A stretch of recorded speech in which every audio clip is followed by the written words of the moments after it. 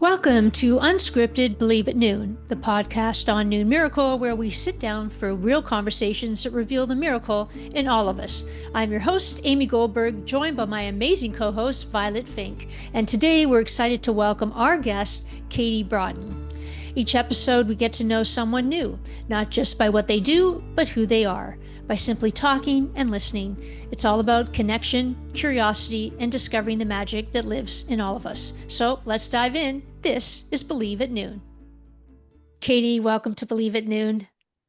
Thank you so much. Thanks for having me. I'm happy to be here with both of you. It's such a pleasure. You know, your work involves listening to and understanding people's stories. How has that experience shaped the way you write both memoir and fiction? Yeah, so I'm a therapist and I love connecting with people. Before I was a therapist, I was a teacher. And I think through always being, in the field of working with people and, as you said, listening to people, it has really helped me to understand the importance of telling our stories. And you can do that through memoir and fiction. And I really love, the work that I do with people, but also encouraging people to write their stories for, their creative outlets or for healing. As a therapist, I always encourage people to write down what they've experienced and that it could help other people through similar experiences. And then just writing my own things, just having that creative outlet has been really important for me. Yeah. Katie, your piece Sea Glass, which is on Noon Miracle, it was something that just brought me so much joy because it was just a really honest portrayal of what it means to be simply in friendship and in community and take some time out of what would ordinarily be probably quite a busy day to just be with a person who knows you well. You have written a number of pieces like this, but there was something very special about Sea Glass. I was wondering if you could tell us more about all of the situations surrounding. Yeah, I have a friend and we have been friends for 15, 20 years. And we go to the beach sometimes and look for sea glass. And she is the one, the story that's on Noon Miracle, she is the one that made that connection for me that, sometimes we go through rough patches in our life and we feel discarded or we feel, cast off. And like the sea glass going through the tumultuous waves and being battered against the rocks and coming back to shore. And the pieces are so complex and beautiful and they've been polished by what they've been through. And when she and I had this conversation, which is on Noon Miracle, it was a time in my life where I felt really battered and really things were pretty rough for me. And to have her tell me that analogy of how she's always looked at life and about how the things we go through, they make us, they do make us complex and but we emerge and we're more beautiful and vibrant. And that's always been an important analogy to me. And even in my home right now, I have little jars of sea glass everywhere just because it's a good reminder of what we go through. It doesn't break us. It sort of brings us into, resiliency and, but it really gives us that character and that beauty to be able to connect with others who have gone through similar things. So yeah, thank you for your kind words about that. I really appreciate it.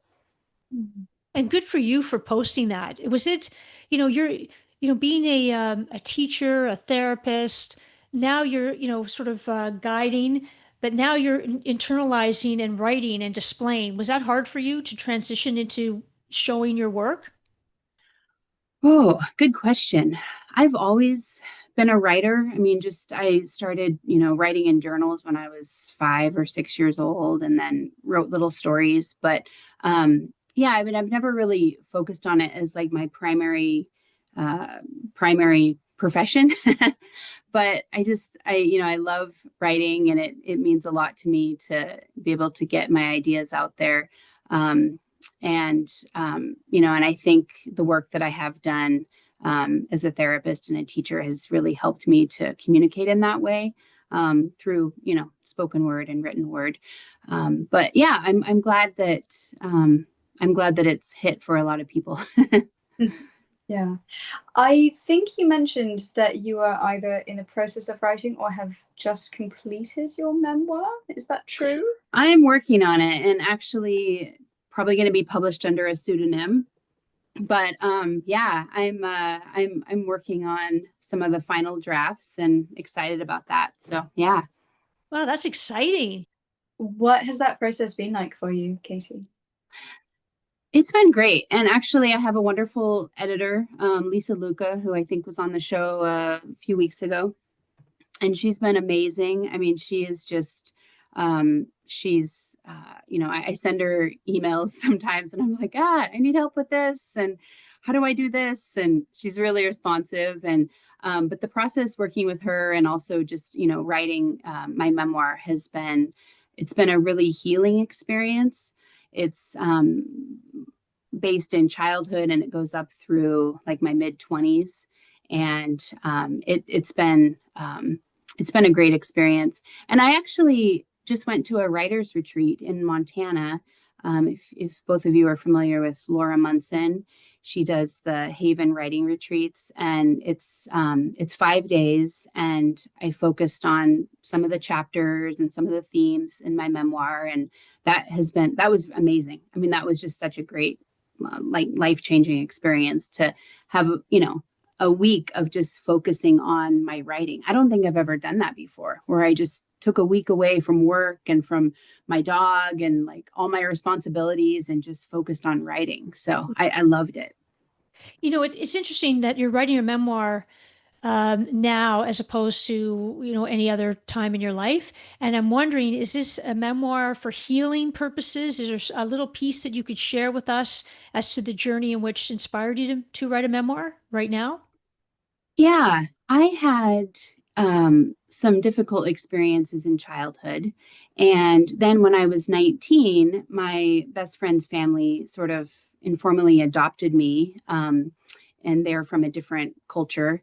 And they lived up in Vancouver, Canada, and I'm in Washington State. And so we would go to their house, my friend's parents' house, every weekend. And it was sort of this like reparenting experience where I was 19, 20, 21, up through 25, where I was living with them summers and weekends. And it was such a healing experience. It was something where, I had a teacher once tell me, like, you don't have to have your childhood when you're a child. Like, you can have your childhood anytime. And I didn't really know what she meant by that. I think she was tuned into some things I was going through. But when she said that, and then later I was, informally adopted, it was like, this is what she meant. Like, I can experience healing. I can be reparented. And it was a cross-cultural connection as well. They're Persian family. And, I'm, Norwegian ancestors, but it was just it was such a life-saving, life-changing experience. That's so wonderful. And how kind of them to be able to provide for you what you needed, and give you just the opportunity to recreate some of those memories that you maybe felt like you missed out on. That's it was beautiful. And so my Persian mom, she passed away when I was 25, and I'm in my 40s now. And I wish I could like go back and talk to her and ask her, like, what was that like, having this like scared, shy, traumatized 19-year-old, come into your home. And but to your point, Violet, like, what an amazing, generous, like, gracious thing for them to do, Yeah. It's also wonderful that you get to reflect on that and how that has shaped you as a person, because I think we all consider there to be things in our lives that we that were poignant events and have potentially altered where we've ended up. But Yeah. to be able to pinpoint so precisely that divergence is very cool. That's beautiful. And Katie, what inspired you to want to, was it to teach initially or to become more of a therapist? What was the motivation for you to do that? You know, I think it probably was this family, because I was studying languages in college, Spanish and German, and then I was learning Farsi through this family, and they all spoke English fluently, but my friend's grandmother did not. So she tried to learn English, and I tried to learn Farsi and communicate with each other. But I became an ESL teacher for like 7 years before I was a therapist. And I think it was just that connection, and I've traveled to, I don't know, 20 different countries, and I've taught overseas in a couple of places. And I think it was that initial cross-cultural connection that really inspired me and made me think in a broader sense in terms of the world and people. And, we're all the same around the world. I mean, we all just want connection and love and a sense of belonging and family. And I loved that experience that I had. So, yeah. Well, what may I ask you as a part two, were you teaching? So I was teaching both adults and children, and it was just conversational English. Oh. So it was, when I was teaching in the States, it was for, immigrants. And so how to find a job and how to write a resume and how to go to the grocery store and ask for what you want. And then overseas, it was mostly focused on children and, teaching English as a foreign language in case if they ever wanted to get into international business or they wanted to travel abroad or whatever. Yeah. That's incredible. Katie, I think you probably know this, but Noon Miracle is founded on the idea that art connects people. And you are someone who has literally gone all over the world to try and connect with people in a very just profound way. And what do you think, having met so many different people from so many different backgrounds, is the easiest way to form a connection with someone? Oh, yeah. Really great question. Wow. So I try to approach everything in my life with gratitude and with empathy. And I've found that that can really connect people when we're listening to them and hearing their stories. And we're doing that with, gratitude for them sharing. Sometimes it's hard for people to open up and talk about what's important to them or what happened to them. And then also with empathy that, I can see myself in their shoes, or maybe it's not exact, but we've all gone through struggles or difficult times, and we come out on top. So.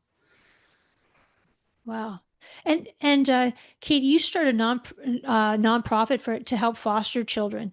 Is that something that you did? I did some work in Ethiopia. Yes. Yeah, and it was helping some of the orphanages over there, and getting supplies for school and baby formula and different things. And yeah, and that has been really rewarding as well. I haven't been over there in a while because of some of the political things and traveling over there. But yeah, that has been really meaningful as well. That's amazing. Where have you gone in the world? What was your favorite place to visit? Oh, let's see. I loved Ethiopia. Just beautiful people and country and countryside. Peru, I spent some time in Peru doing some teaching, and there's a chapter in my memoir that's all about the Peru trip with my Persian parents. and Europe, Spain and Great Britain and Andorra and yeah, but I love traveling. I have a list of other places I wanna go to. I have been to 6 continents, so Antarctica is on my list just to kind of complete the circle, but I don't know, we'll see. And part of that, is it the teaching element that you love? Is that the connection that sort of brings everybody together? Is that the part for you that's sort of that magic? Yeah, I love teaching. I love languages. I love different cultures. I love music. I love learning about other people, just, talking with them and just finding out their stories. And so, yeah, I think teaching has helped bring me to a lot of those places and has helped me connect to a lot of different people from countries.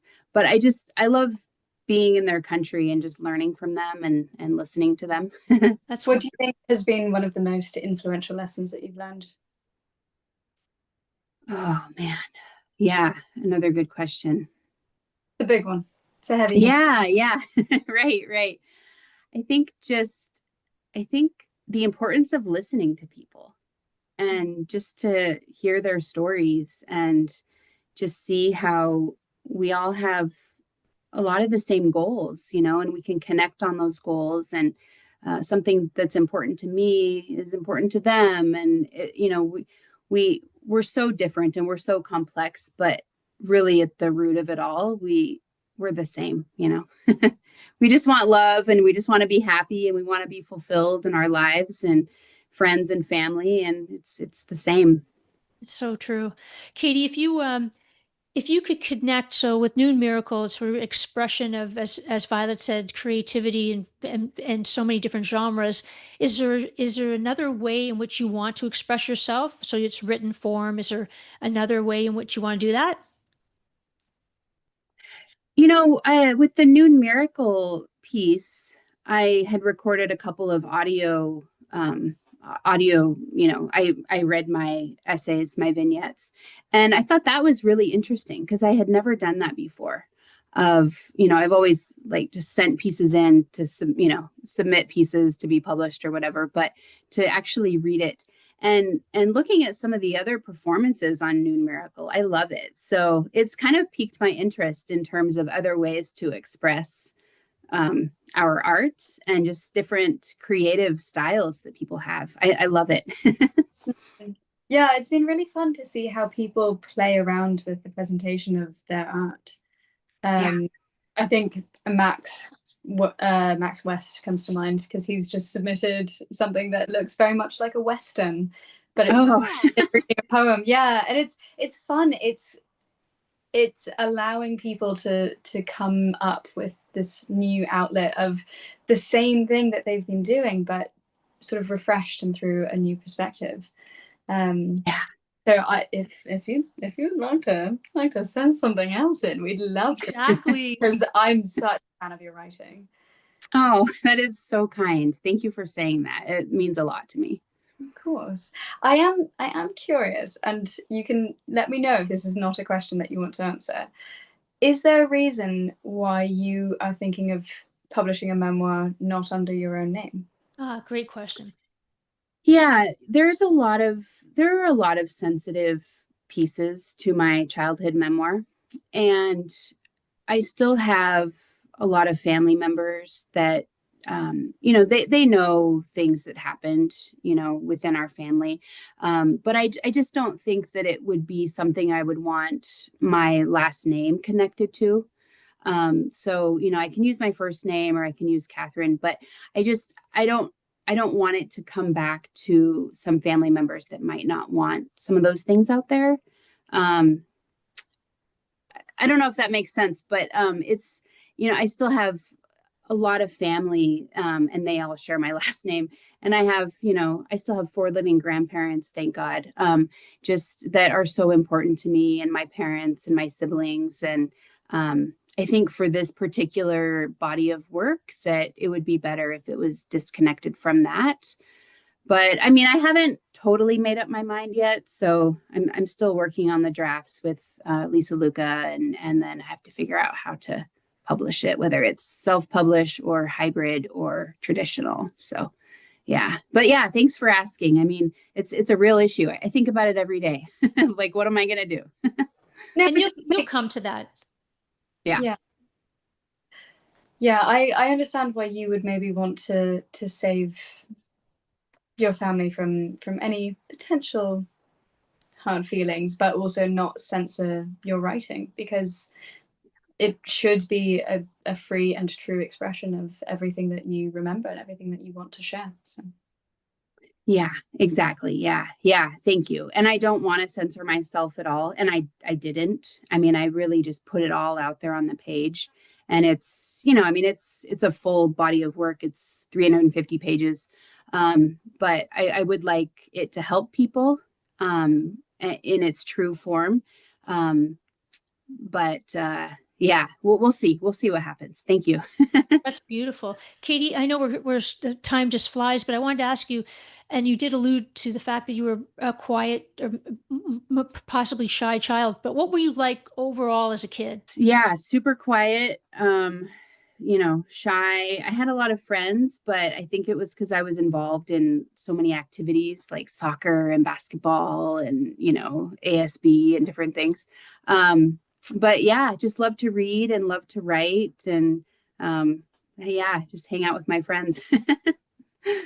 And would you imagine your memoir to be published? I mean, once you decide how you want to publish it. Yeah, so if I do self-publishing, it'll be next year in 2026. And my tentative title is Come Over to Me, which is something that my Persian mom always said to me in English and in Farsi. But if I do a traditional, then it would just be based on, their publishing schedule. But hopefully next year. oh, how exciting. That's very exciting. You just did this writing retreat, and you said you worked on a few different pieces that you really wanted to focus on.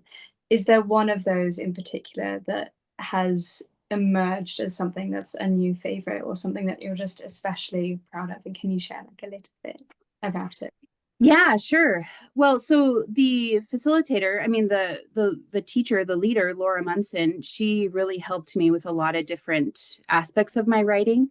And I had sent her some chapters beforehand, but I tried to write a couple of humorous pieces. My memoir, it does have humor sprinkled throughout, but it's also the first half is the childhood, and that's a little more traumatic. So I want to try to insert humor throughout, just because, even during difficult times, there are sometimes things to laugh about. And there's, levity that, my friends brought or my siblings brought to my life. And so I think that was what I focused on in Montana, of trying to write a couple pieces that would make the reader laugh, or to realize like, okay, she survived. We can laugh a little bit, It's a happy ending. Yeah, exactly. And that's the resilience piece right there. I mean, there it is. So Katie, thank you. We're so happy that you were on Noon Miracle today, I believe at noon. I appreciate both of you. Thank you so much. Thank you so much.